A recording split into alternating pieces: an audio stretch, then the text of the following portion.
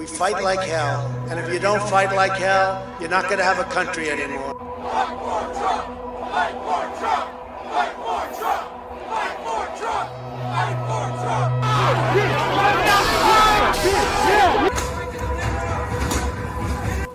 Trump! We'll pause. Protesters are in the building. Thank you. They broke the glass. Everybody stay down. Get down.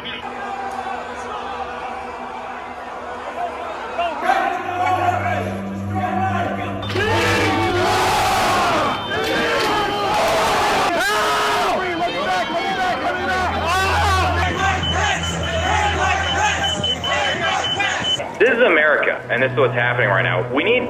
The president needs to call it off. A lot of control. We love you guys. We love the cops. It's only a matter of time. Justice is coming. Hello everyone, it's Queen Bee. I'm back to you with another video. This video pertains to the recent controversy surrounding the twice impeached one-term grifter loser Donald Trump, as he wants to get rid of the Constitution. But before I get into this latest saga, I would like to acknowledge the families who have lost persons on 1/6 and after, including Brian Sicknick, Gunther, Hashida, Howard, Liebengood, Kyle, DeFreytag, and Jeffery Smith. These 4 officers unfortunately took their lives. I will leave in the comments and description below for hotlines and organizations for National Prevention Life and others. So let's get into it. As previously reported, Donald Trump, days prior to the brief holiday weekend, had a private and uneventful dinner with his friend Kanye West and known white nationalist Nick Fuentes.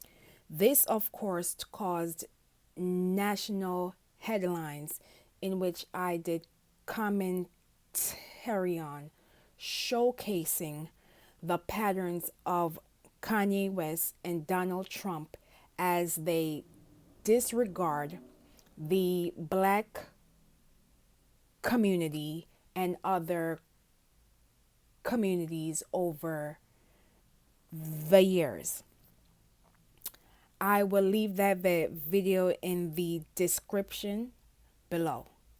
As it pertains to the loser, twice impeached, one-term grifter Donald Trump, he makes a statement on his social media platform wanting to get rid of the Constitution. Again, the twice impeached, one-term grifter loser Donald Trump wants to get rid of the Constitution.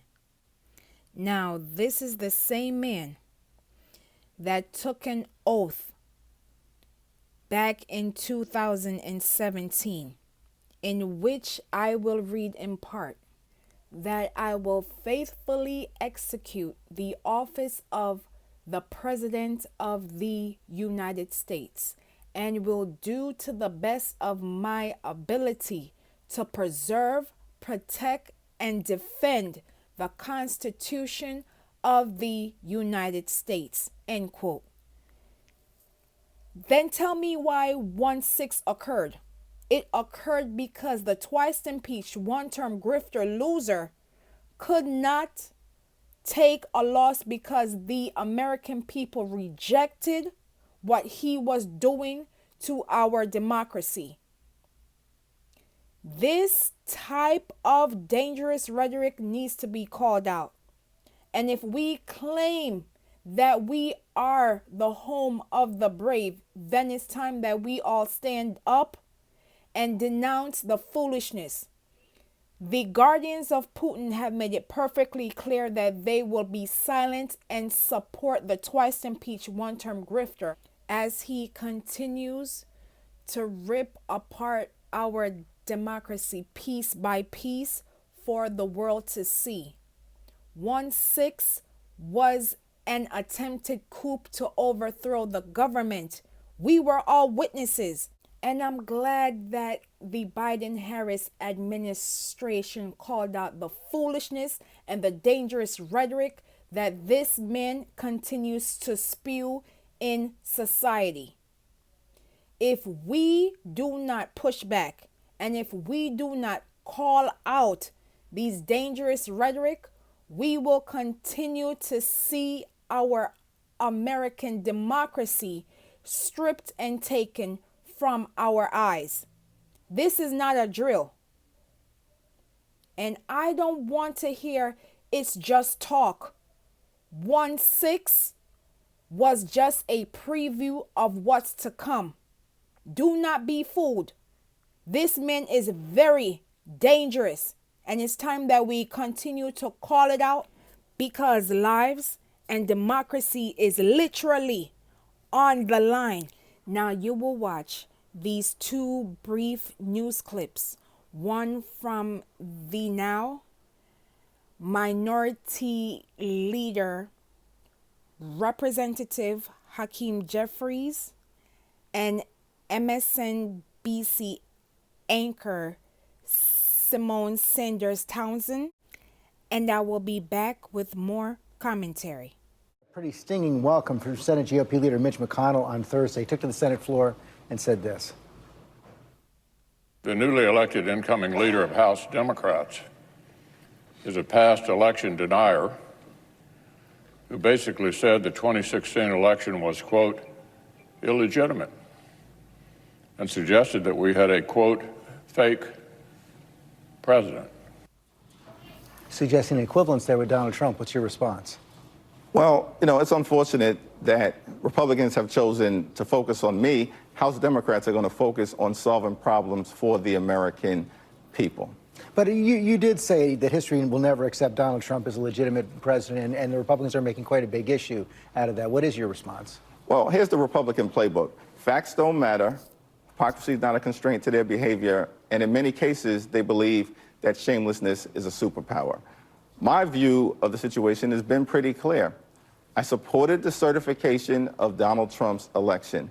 I attended his inauguration, even though there were many constituents and others across the country pushing me and others to do otherwise, and found ways to work with the Trump administration, being the lead Democrat in negotiating historic criminal justice reform. That track record speaks for itself. At the same time, I will never hesitate in criticizing the former president. I think I'm in good company there throughout the world. We saw yesterday President Trump taking to Truth Social, tripling down on his election denial, even suggesting I want to put it up right here. I'm not going to quote it all. But he said that a massive fraud of this type allows for the termination of all rules, regulations, and articles, even those found in the Constitution. What did you make of that? I thought it was a strange statement, but the Republicans are going to have to work out their issues with the former president and decide whether they're going to break from him and return to some semblance of reasonableness or continue to lean into the extremism, not just of Trump, but of Trumpism. Suspending the Constitution. Suspending the Constitution is an extraordinary step, but we're used to extraordinary statements being made by the former president. To say about my least favorite subject, I'm talking about former President Donald Trump, who just cannot stop spewing absurdities and falsehoods, and why many of us just can't seem to ignore him. As I mentioned, and I'm sure you've seen it all over your television and your social media feeds and the papers, the former president is making more false claims about the 2020 election and has called for terminating the Constitution. This is the same Constitution he took an oath to preserve and protect and defend when he took office. He also vowed to protect the nation from all enemies, foreign and domestic, but we all know he failed to keep that promise on January 6th.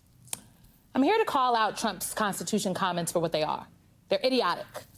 But this is what Donald Trump does, folks, over and over and over again. He spreads falsehoods because he knows his enormous following will not only believe him, but will take the narrative and spread it from Utah to West Virginia and everywhere in between.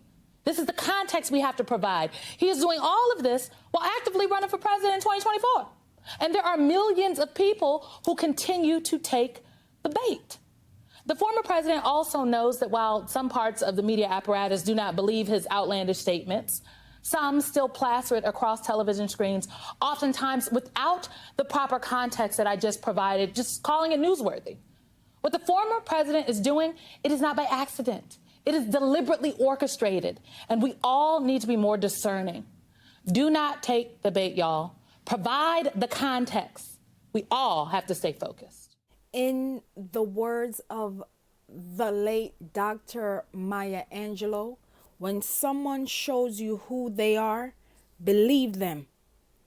Time and time again, Donald Trump, the guardians of Putin, and his allies have shown that they will literally demolish democracy as we know it. And the fact that we have persons continuing to peddle this lie because the twice impeached one-term grifter loser lost. And it is time that we heal and address what occurred on 1/6. I want persons to understand how serious and how dangerous this man is. I thank you for watching. Please be safe out here, and I will see you in the next video.